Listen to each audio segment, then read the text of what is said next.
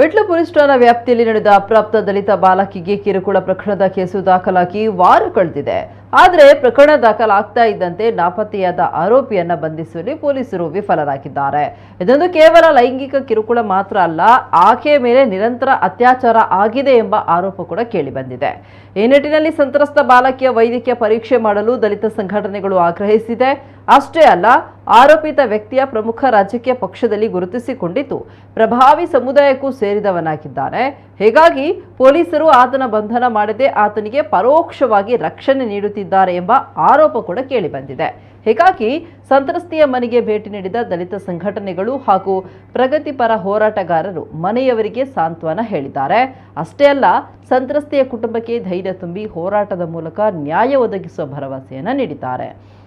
ಇದರ ಮುಂದುವರೆದ ಭಾಗವಾಗಿ ವಿಟ್ಲಪೇಟೆಯಲ್ಲಿ ದಲಿತ ಸಂಘಟನೆಗಳ ನೇತೃತ್ವದಲ್ಲಿ ಬೃಹತ್ ಪ್ರತಿಭಟನೆ ನಡೆಸಲು ಮುಂದಾಗಿದ್ದಾರೆ.